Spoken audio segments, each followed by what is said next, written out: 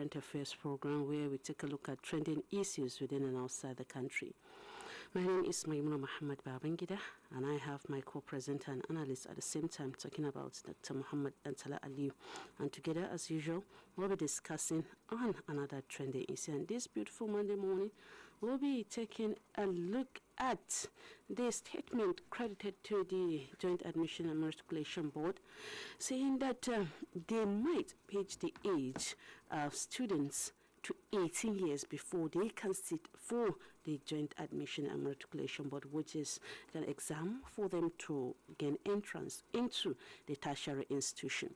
What is the reason behind this policy statement made by JAM, which is automatically coming from the federal government to adopt 18 years as university entrance age?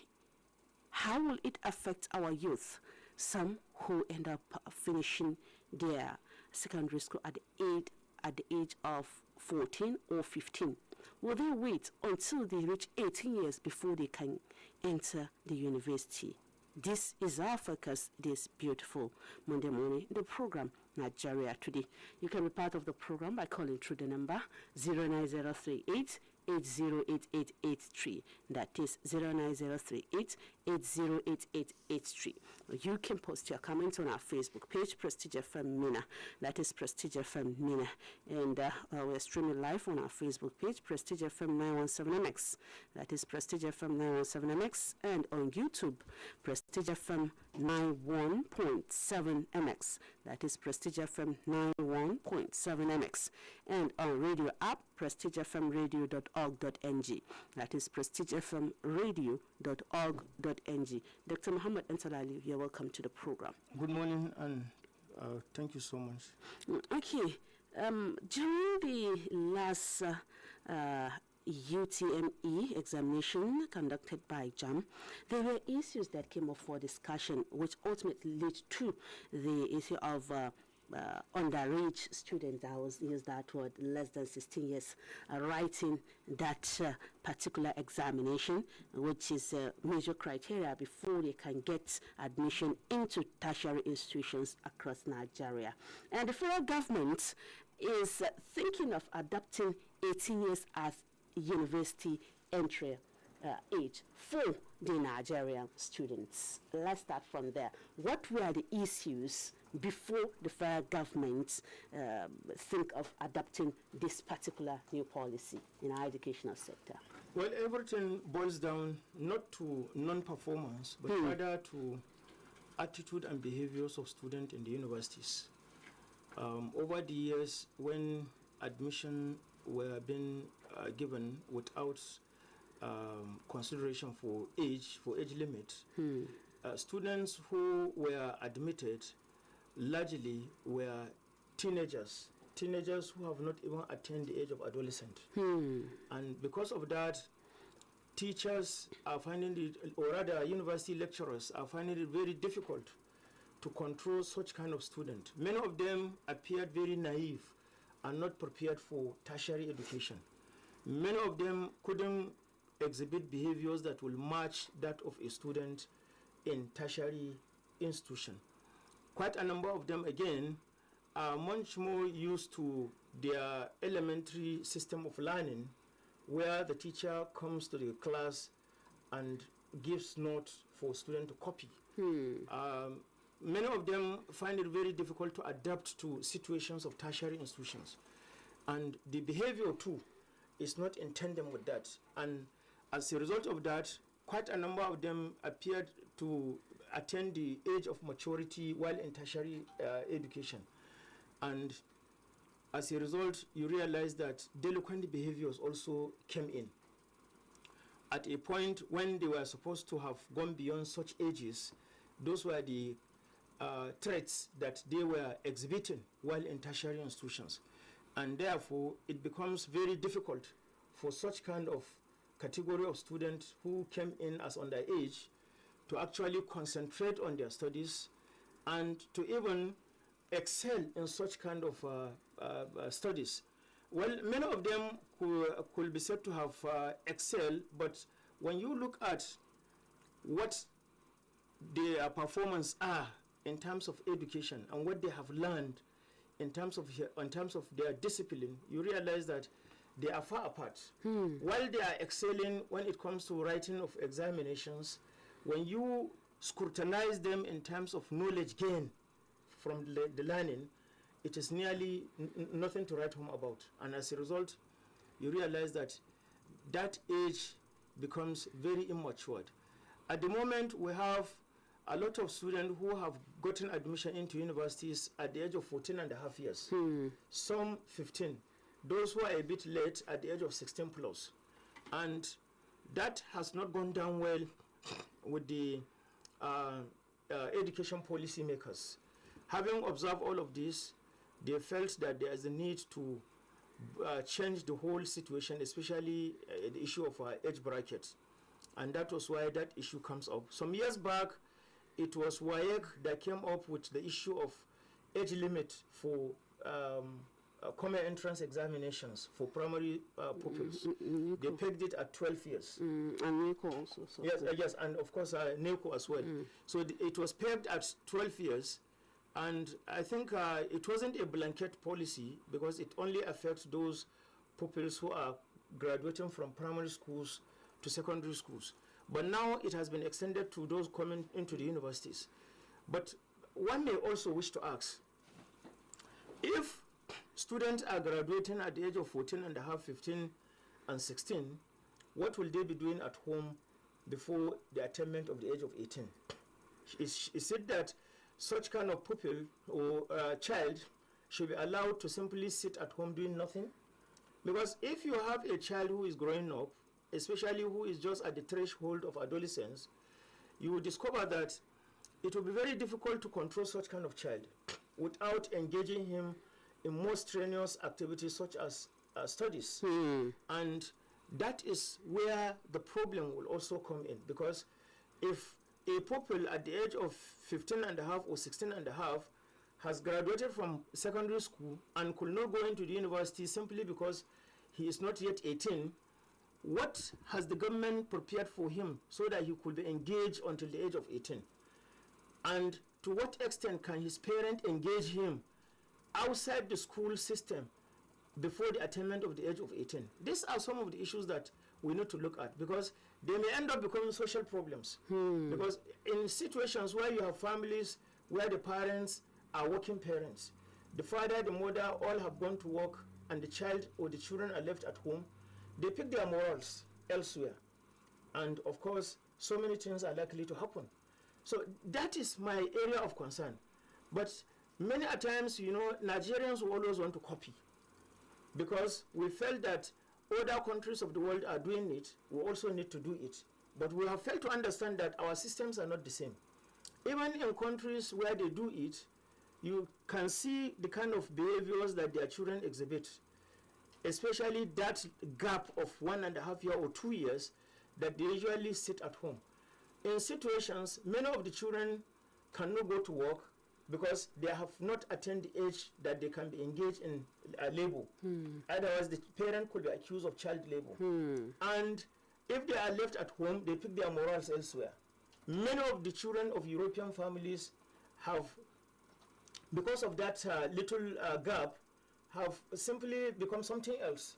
And even when they attain the age of 18, not many of them are interested in going to school again. They will rather get free of their parent and roam about in Europe as having independence in search of their livelihood, and will want to live an independent life away from their parent. That is one of the drawbacks that many of them have faced. If you go to UK, for example, universities are given the autonomy to put in their age bracket. It is not a national policy, but universities on their own will peg an age bracket for admission of every student or every candidate. In UK, for example, if you go to Swansea University, even Southampton and Cardiff, the age limit is 16 years. And if you go to Kent, the age limit is 17. And even the National Open University, which is a universal university all around the world, in UK, the age limit is 16. Even the National Open University of Nigeria, the age limit is 16. So you can see that each university has been given its autonomy to put in its to peg its age bracket for admission. Unlike the way they want to do it in Nigeria, where they want to make it a blanket policy for every university. And of course, if you also go to Cambridge, for example, the age limit being prescribed there is 18. So you can see each university is pegging its own age bracket. So I believe if this is equally done in Nigeria, it will be good. The Federal Ministry of Education should allow, or rather the NUC, which is a regulatory body, should give that leverage to individual universities to come up with their age bracket. I am sure quite a number of universities will put an age bracket that will not be below 16 years. Okay, since the educationists have mixed feelings, especially on this new age bracket that will be set for students entering the universities, some have even attributed that some products of secondary schools, they are not matured enough to really fit into the university system or tertiary education system. How can the government, apart from this policy, bring a kind of solution to this current issue of education in the country? Well, the Chinese system, the Chinese system of unbundling all of our courses, all of our areas of studies.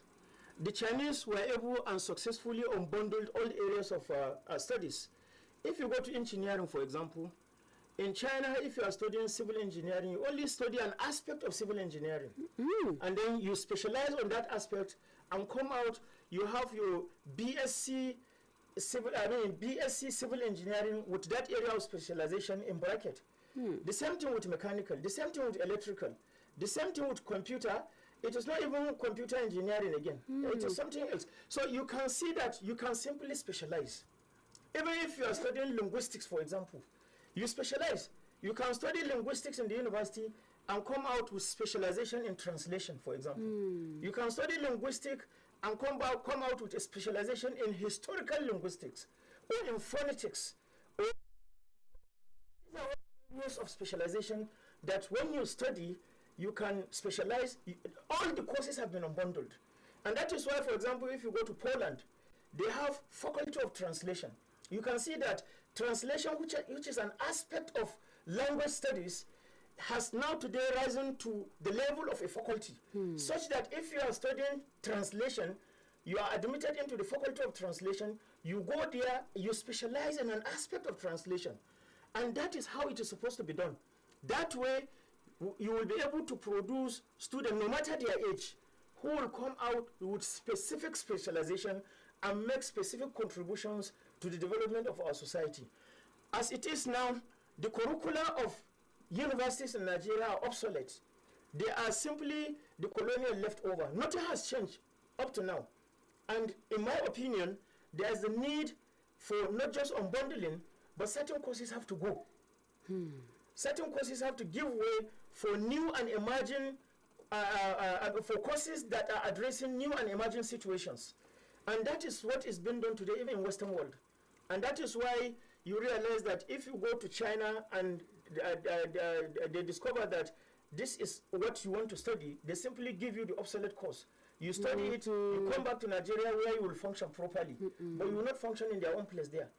If you see an African functioning properly there, it means he has gone beyond the first degree, taking a master's degree where he will specialize and then make specific contributions either to the Chinese society or come back home and make contributions to his own society. So I believe that there's a lot of things to be done, rather than thinking of pegging the age, the admission age to just 18 years. Because when they do that, today in Nigeria, especially in the north, we have about 20.2 million children out of school. That will increase the number. And that will also triple the problem, the social problem we are already facing. We have 20.2 million children that are out of school already. Now, if you have children who are graduating from secondary school at the age of 14 and a half, 15 years, and are not eligible for admission into universities because of their age, think of that number of children who will be roaming the streets. It means that all of them, nearly all of them, about 90 or 95% of all of them will have to roam the street for 1 or 2 years. before they think of pursuing admission. And that will mean that 20.2 will be a child play. Because army of youth that are graduating from secondary school that are not eligible age-wise to go into universities will also be on the street. And by the time they are 18, not many of them may be interested in pursuing education again. So, I mean, the federal government need to think deeply. They need to think outside the box and do something that will be more meaningful and more engaging to the youth than what they are simply doing now. Because if this policy comes to light and it is being enforced, this generation of students who are graduating from secondary school will never forgive the policymakers and even administrators of today. Because in years to come, they will say it was during this administration and that administration that this policy was brought in that killed our ambition and, of course, our dreams. 0903-880-8883 is the number to call in. Of course, make your comment, or you can post your comment on our Facebook page, Prestigefm91.7mx. That is Prestigefm91.7mx, and we're streaming live via that page also, and on YouTube, Prestigefm91.7mx. That is Prestigefm91.7mx, and on radio app, prestigefmradio.org.ng. Okay, let's take this call. Hello, good morning. Hello. Good morning. Morning, sir. My name is Comrade Yahya. I'm calling from Greater London. All right, comrade, make your comments. Good morning, Dr. Dantala. Good morning, sir. Good morning, Ajahn Memona. Morning, sir. God bless you, God bless you, God bless you more. Thank you, sir. The exam of federal government to do is that they should come together and give them admission. Then the university lecturers, they should be patient with those children. No matter what or no matter how they behave, they should put them through. That is why they are in school.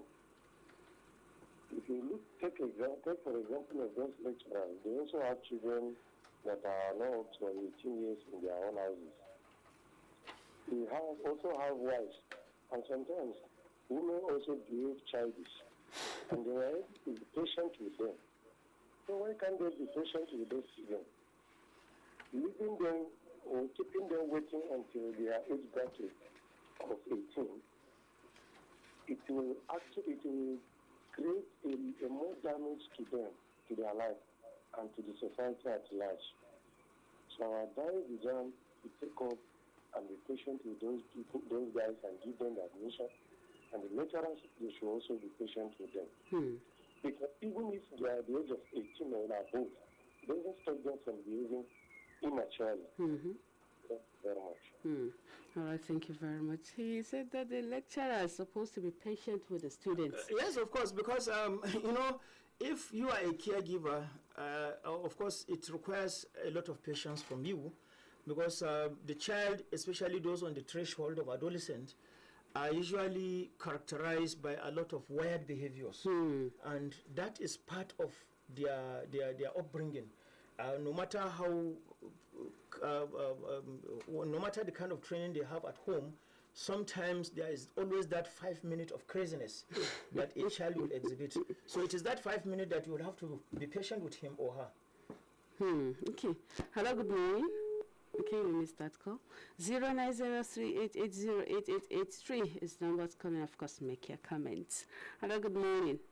Hello, good morning. Morning, sir. Morning, Dr. Dantala. Good morning, sir. My name is Ishaku Paiku. All right. I'm calling from Paiku. All right, make your comments. Honestly, Dr. Dantala, you have said it all. Your analysis is perfect, honestly. Because most of these are policymakers. They are colonial people. Look at their age bracket. Look at even the professor of education, the Minister of Education. You see, if you are putting into consideration the age limits, then you put into consideration what is the level of a student finishing his degree program of 4 years. What is the level of your lecturers? What are you doing to them for you to avert strike that will prolong the students staying in school? And then there are issues of age limits that they put in government employment and even private sector. You tell me if you are not 25, if you are not 27, if you are not 7. So what are we saying? What kind of policy? You see, these people are colonial people. Now, most of these Yahoo boys, are they not between the ages of between 30, 25, and 18? Some of them even are even less than 18. Some are even 15. And they are using their journals to even hack into your internet, hack into your bank account, hack into your district. Are they not talents? They are talented. So how can we just allow them to be roaming the street because they are not up to 18 and you can't allow them to go into the university system? Just like you have said, Western countries, they have broken down all the colonial specialization they are doing. They break, like, let me say, for instance, business administration. They will tell you, you do management, you do marketing, you do actuarial science, you do banking and finance. Now they have broken it into, now you do business administration, you do BSc marketing, you do BSc management, you do finance. You understand? Why not we continue with that kind of thing? Like the engineering you have just mentioned. They have civil engineering, electrical engineering, electronic engineering, mechanical engineering, aviation, whatever. Computer engineering also. So these our leaders, they are colonial people. They have gotten their own this thing, so they don't care. Whatever they use, if they use can make it or they don't make it, they don't care. They have already made their own, and they are trying to make their children's own by sending them abroad. This is what is happening.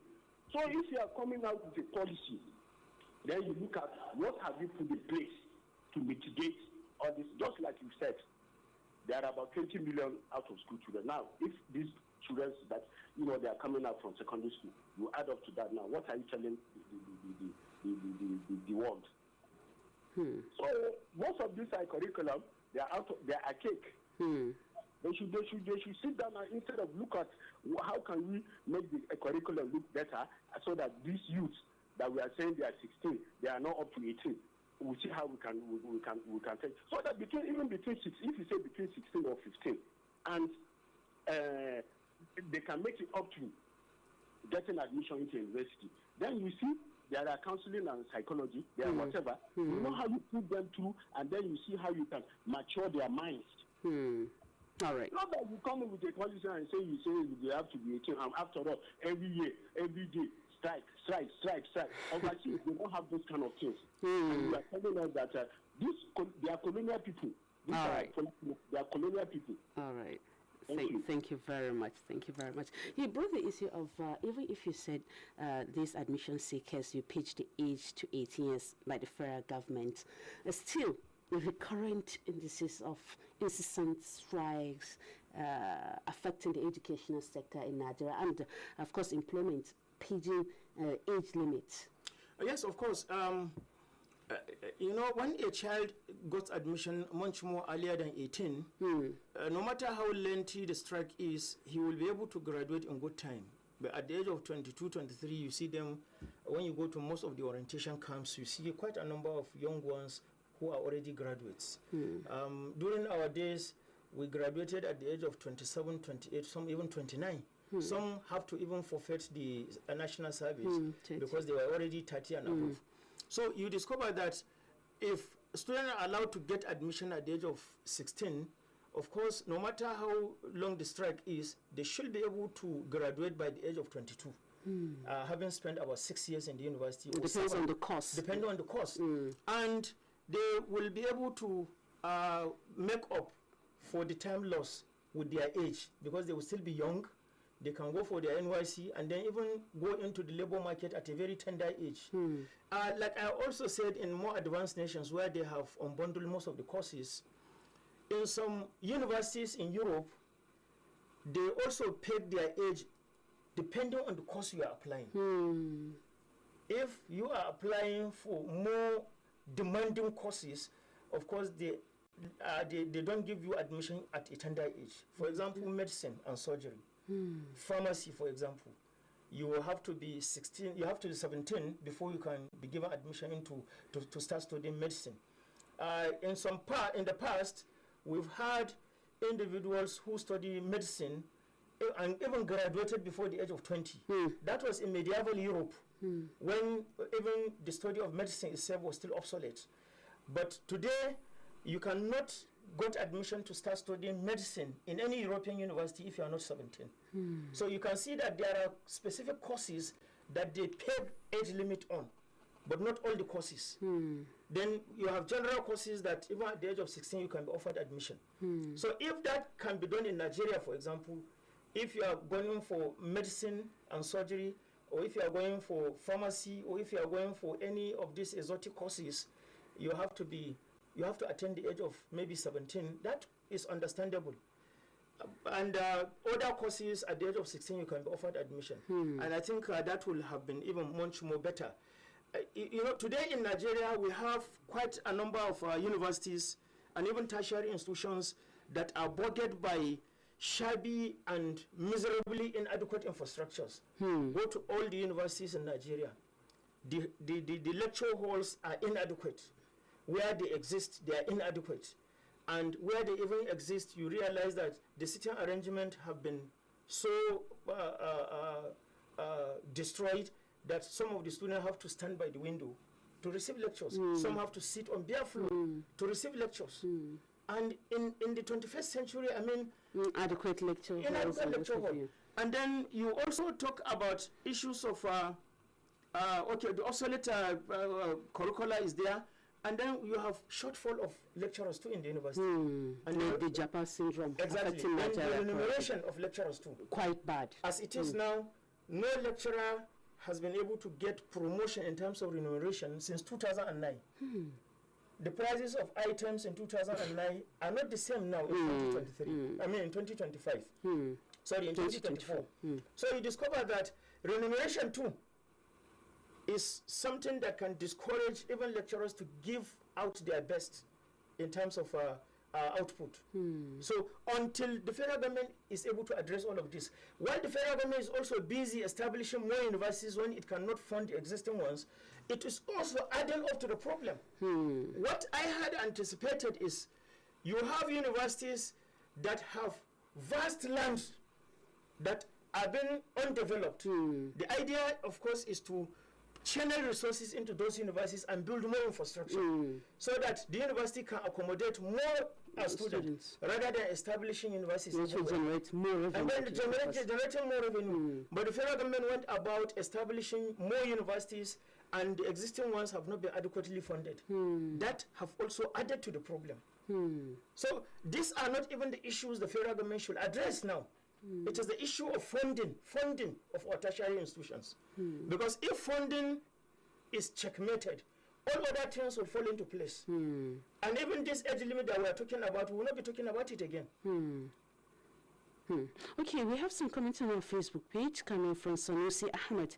He's saying, okay, thank you, you're welcome. Maazu Bawa, the food ambassador, saying, good morning, okay, thank you. I wish you all the best, okay, thank you for the prayers.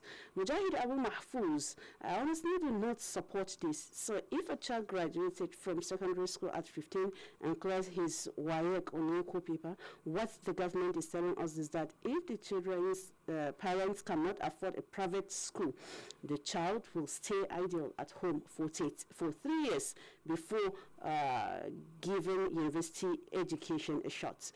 There is, that's like delaying the academic advancement of that child. Very bad, very bad, if you ask me. Thank you, Mujahid Abu Mahfouz. Jido Nation, he's saying the problem is now that they are putting age limits on university. I think they should also increase the age limit on employments too, because so many obstacles in Nigeria don't allow children to finish universities in time. By the time they are done with the university, the age limit is more than what the job requested, and the youth will be left unemployed. Thank you very much, Jido Nation, for that comment on our Facebook page. Hello, good morning. Good morning, sir. You only detect age by declaration or birth certificate. Is there automatic or original source for you to dictate that my age is 10, my age is 5? Why I'm bringing this point? We shouldn't be bringing policy that at the end of the day it will not be achievable. There were so many policies that unfortunately we could not get the results. But just like the way you think you are bringing policy that will be favorable. Somebody else there is also thinking of how to succeed it. My main concern is just that if the policy is good, is it the right time? That should be question number one. Number two, if the policy is good, what are the blockages, or what are the aims to see that yes, this same thing at the end of the day is achieved? Because just like the first point I have raised, let me go back to it again. It is clear that it is good, but how do you detect my real hate? The hate is only by satisfaction through the birth of certificate of birth or declaration of hate. Is there to be any proper means to detect that Adrian Emuna hate is 50, Adrian Emuna hate is 30, or Dr. Dantala hate is 20? Is there any proper means to detect that? So at the end of the day, the policy should just be a mere formulation. Thank you. All right. Okay.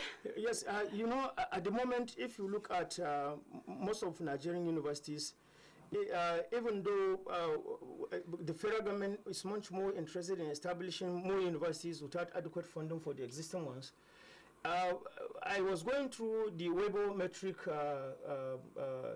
index. It is an assessment index that usually rank universities. And University of Ibadan, that was the 2023 edition. University of Ibadan, that was ranked #1 in Nigeria, is 14th in sub-Saharan Africa and 21st in Africa, and then about 571 in the world. So you can see that even the existing universities are not yet there when compared to other universities around the world. Yet we are opening more. The government is establishing more universities. Both private There is and no public. need to establish more universities, but rather to pump in money to the existing ones by funding their activities, by building more infrastructure, by creating more accommodation, so that as more population of students are seeking for admission, the university should be able to have the capacity to accommodate all of these students that are seeking for admission. Okay, we have Dr. Rabiu here on the line. Maybe he wants to add something. All right. Hello, Dr. Rabiu. Thank you, Dr. Dantala. This discussion is a really good one. But my problem is we will always detach or make statements out of the context of which that statement is made. I think that statement of 15 or 16 years that you will not be allowed to join the university was a statement of Professor Tahi, the Minister of Education. And the reason for making that statement was the result or the candidates that wrote exam for 2024 admission. And looking at that population and looking at the age of those who applied for university entry, majority of them fell within that category of 15, 16. You understand? Now, look, let's go back and look at the theory of psychosexual stages of development of a child.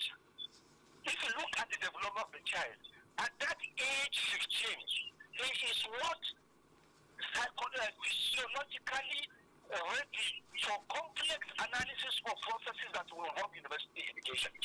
That's number one. Number two, looking at the number of even jobless, unemployed youth in the Nigerian streets, simply graduating those students at age 2021, simply adding to the burden of the labor market of unemployability of the youth. So there are so many issues, but the issue now is why are Nigerian parents worried, stop about their children finishing primary school at the age of 8, 9, 10, finishing secondary school at the age of 14, 15, finishing university at the age of 19, 20, and then end up without work. End up without being useful to them. Cannot do anything. So the thing is that if Nigerians are saying they are ready, you cannot compare yourself with the advanced society where sometimes they allow some of this. Dr. Dantala, thank you for making it known that there are courses that you cannot apply for at the age of less than 17 or 18. Because you know that mentally you wouldn't have been ready, prepared to take it up. Nigerians will be talking about 3 daily meals. How do you even feed yourself? These are the problems. But getting into university at that age, people cannot simply feed themselves. People cannot take care of themselves. Then you are worried about taking your child into university at the age of 15. Dr. Bentikala, if you go to the southwest and southeast, you see universities in one mushroom building called private university. Mm-hmm. No classroom, no office, nothing. And they call themselves simply universities. And they just want to graduate their children. And they are simply adding to the problem of Nigeria. Because Nigeria is already overburdened. So people want to add problem to Nigeria. So please, let us put sentiment apart.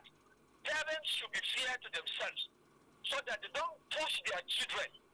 Now, jam, you see parents standing by the window wanting to help their children to pass jam. Why this pressure? It's bad. It shows that we don't have values even as parents. Even could I support our children to into examination malpractice or misconduct. So the issues are so many. Nigeria should not bother. But I want to believe Professor Tahir made that statement in the best interest of Nigerians, in the best interest of Nigerian parents, in the best interest of students, in the best interest even the parents, and in the best interest of the government of this federation. Thank you so much. All right, thank you very much. If he were here, I would have asked him if a child graduates at the age of 15 or 15 and a half, how can the parent engage such kind of child for the next 2.5 years so that he doesn't get derailed, sitting at home, probably going to learn some handwork, skills acquisition as they call it, and then by the time he's 18, he may have lost interest in studies because already he knew what he would do to lay his hands on money, and he wouldn't want to let that go. But in some other nation that they have this kind of policy, apart from the education, the students end up with skills. So exactly. It's either you go with the profession you are, or you utilize the skills that you have. And world over now, we're going into cyber issues, whereby you have people with the first degree in another course, and successfully now they are into cyber businesses and what have you, and which is sustaining them. Okay, let's take this comment on our Facebook page. Biliani M. Aliyu is saying, good morning, wishing you success. This is a very nice topic, long overdue. Thank you, Biliani M. Aliyu.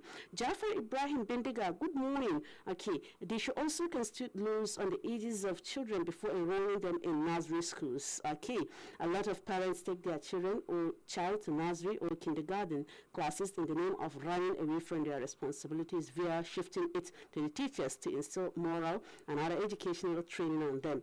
May we be guided. Jafar Ibrahim Bendiga. Opposer Masood, he said the issue of 18 years age limit before a child is considered to gain admission into university, it is applicable to the applicants that wrote JAM this year, or when will the decision take place? Okay, they are considering that. Yet to hear fully from them. Hello, good morning.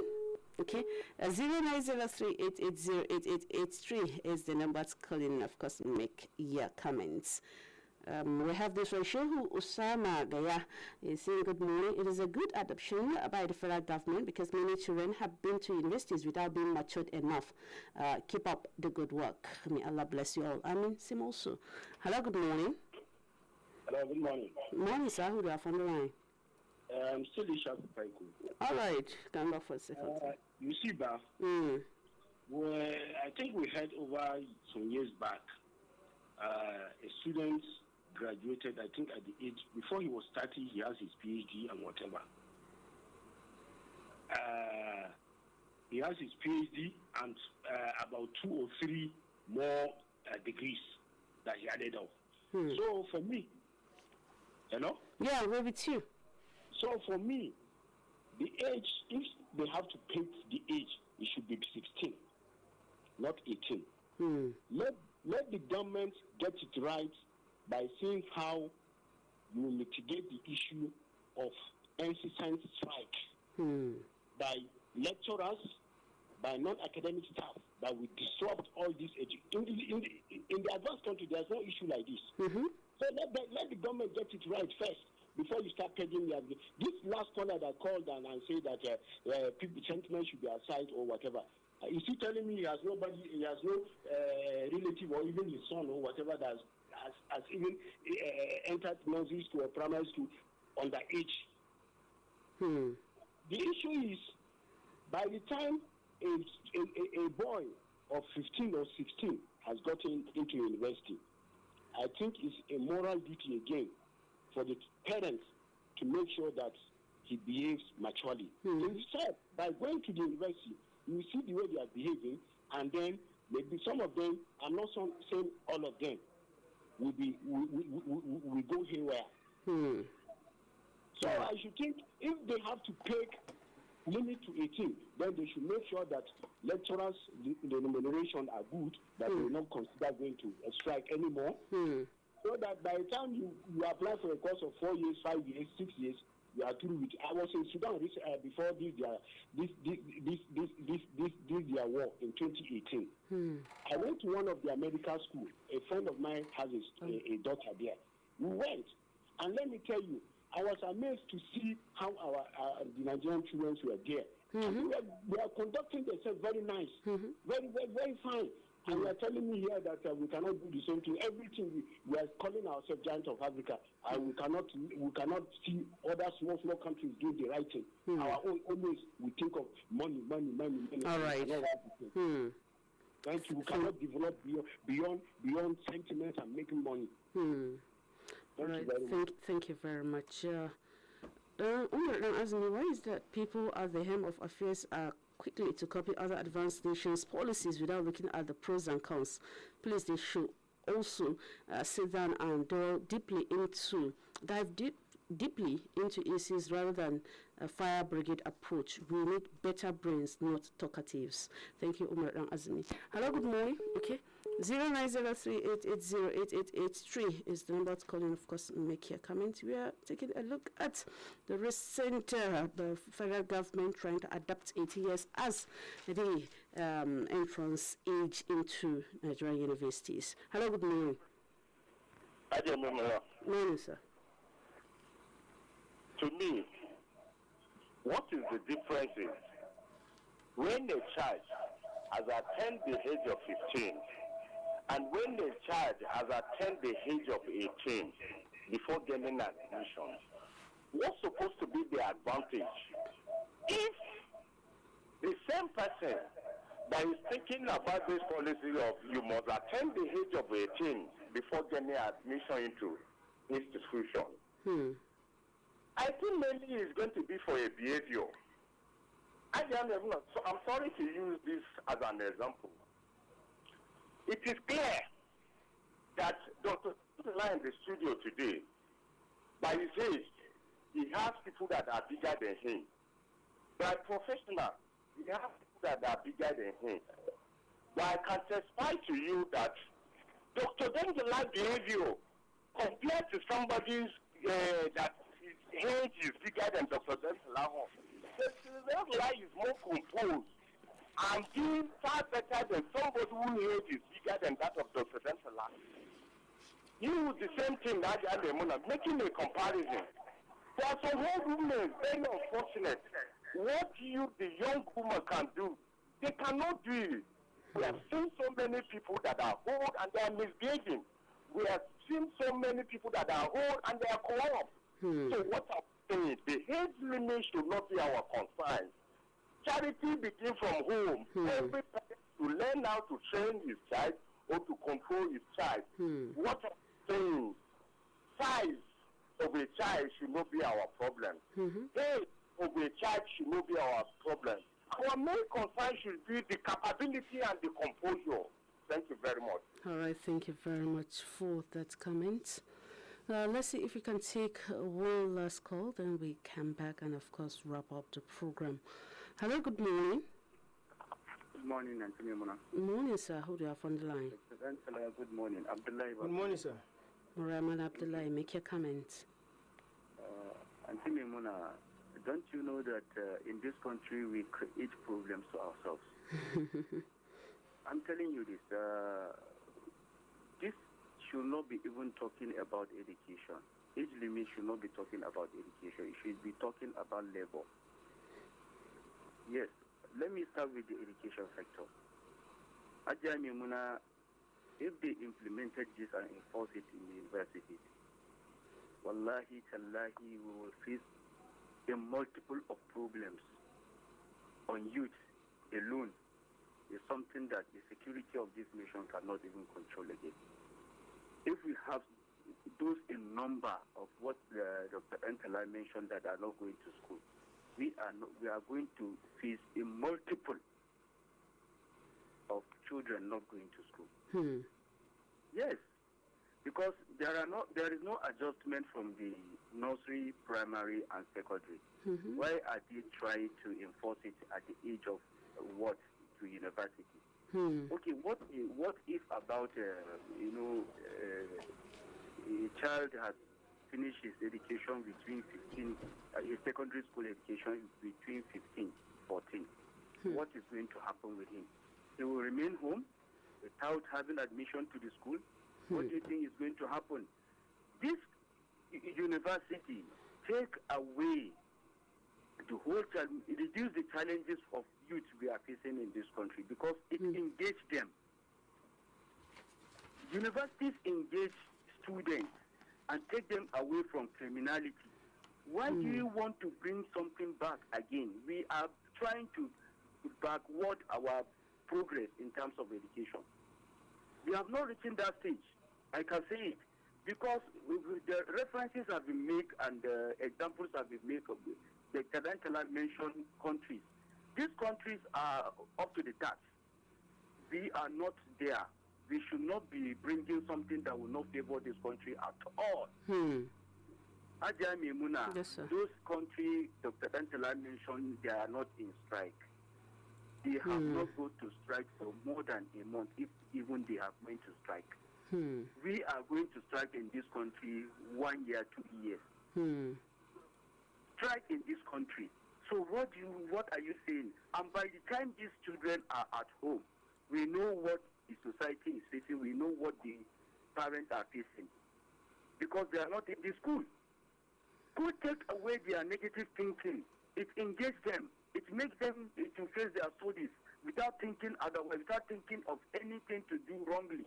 So why are they trying to create problem? Wallahi, I'm telling you, with this, we will have a multiple of number of children not going to school again. All right. If a child will remain home, for 2 years without having something to engage him, the education he's passing through will wash away.